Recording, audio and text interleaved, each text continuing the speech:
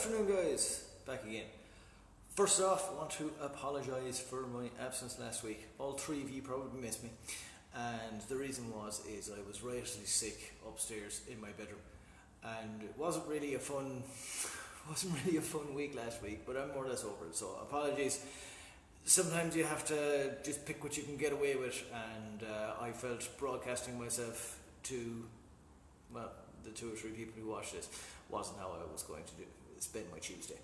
So nonetheless, I suppose the first thing we'd like to get out of the way is we had a lovely little competition for our Galway race tickets, which I probably should have brought into the video frame with me.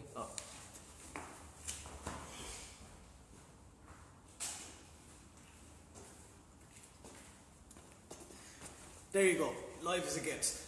So, 2 lovely tickets for the Galway races. We had loads of people enter on our competition page, and I've talked to our head of marketing and human resources, Mr. Slinky, from 9 to 5, Monday to Friday, and he has decreed that the winner is, to melodically quote my old Hungarian fencing coach from Germany, Carrie Murphy.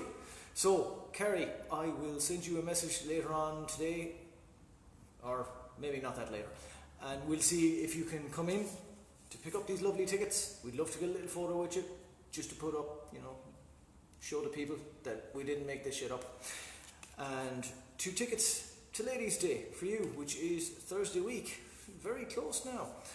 So, and this is probably as good a time as any to kind of revisit a topic that we get asked a lot about. People ask about going out at the weekend or going out for occasions and how to eat and how to structure around that. So one of the tips we like to tell people is, firstly, you got to remember alcohol has calories. It's simple as. You can make a couple of choices that are quite low calorie. A good example of that would be something like a slimline tonic with gin or with a vodka. They're generally quite low. Each serving will be I think it's around the 120-ish calorie mark to 100 calorie mark. And that's one option. However, what is better is to kind of account your day around it. What I like to say to people is you have a calorie budget for the day. We'll say you're supposed to consume 1,800 calories. So, if you're going to go out and you're going to drink 500 calories in your alcohol, which is very easily done, that's 3 or 4 drinks, and possibly eat not the best as well, there's no point in eating your full normal day's worth of food and then pounding another 500 calories on top and expecting to stay on track or not lose weight. Okay, so what we often say is almost, if you're into macros, I like to say treat alcohol a little like a carb. So how would that play out? During the day, I would eat fairly light. I would still try to have regular amount of my chickens, my meats, fishes, whatever I'm having. Something like a salad, not too much starchy food, not too much breads, not too much pastas, not too much potatoes. Definitely as little sauce as I can get away with, because those are all the things that are usually quite a high calorie item. And in turn, you're going to down those drinks. It's just a case of accommodating for it. You can't have everything you want. Sometimes you got to choose. And if you want to kind of stay on track, but you don't want to go crazy, you want to stay on track, but you do want to go out, it's just a case of take a little bit out of your day. The other big thing I would say is breakfast for the morning after, planned. Ideally ready.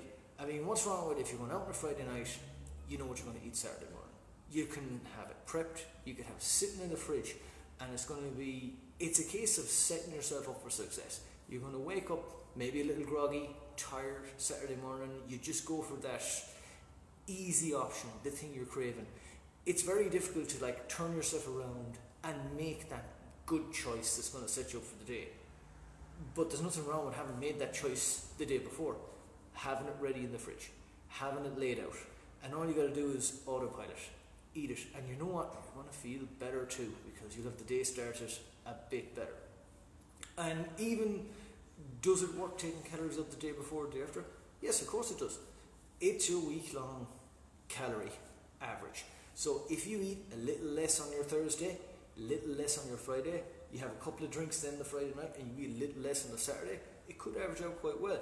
Now, how much you can take out and get away with and do this, it's very difficult to actually dictate for one person over the other. You really need to have data going up to it, which would be logging your food and logging your calories as you go along, and then knowing how to modify that as you go along. Most people don't have that, and that's fine. It's a different approach for everybody. However, if you do decide, just cut back on the potatoes, cut back on the pastas, cut back on the breads, have a couple of salads, eat some meats, and not too crazy on any other sauces or anything like that, and then you can have your drinks, and you'll be surprised how far you're going to, I don't say get away, but how well you can do out of that. The big thing I would say though as well is have that breakfast for the morning after ready. The number one thing I think that most people get wrong, because what happens is you go out Friday night, you have those few drinks, and then Saturday morning you wake up and you know you want something maybe a bit greasy or a bit tasty, there's a bit of fat, and you have a bit of a fry, and then what happens is Saturday morning to have the fry, and you're like, oh well, you know, the Saturday's gone now, so I might as well go, as we say, fuck it. You're into town, you have a pizza, you have a couple of rolls, you have some sandwiches, and then it's like, you know, fuck it, I'm going to have one or two beers at home tonight, or another glass of wine and have some chocolate. And it continues all through Sunday, and all of a sudden that whole weekend has gone from being a 2,000 calorie day or a 1,500 calorie day up to 3 or 4 or 5,000 calories a day. And that's not difficult. It is very easy to eat 3 or 4,000 calories a day if you're eating crap food. Very easy. Bar of chocolate will often be near 1,000 calories. Tub of Ben and Jerry's is 1,200 calories. Pizza is 1,200 calories. So, yeah, there you go. 1 bar of chocolate, 1 pizza, and 1 tub of Ben and Jerry's. You eat that in the whole day, and you're at least, for most normal people, 50% above your calorie goal, if not even more. So just pick the things you can get away with, little by little, and we'll be here again on Tuesday. Hopefully there'll be somebody to actually listen to us. I know the races are an evening meeting on the Tuesday, so you've no excuse. You can be all sitting there on your phone. I will. And we'll get back to it again next week. So, best of luck guys. Thanks for tuning in. And I'm going to send you a message in a bit, Carrie.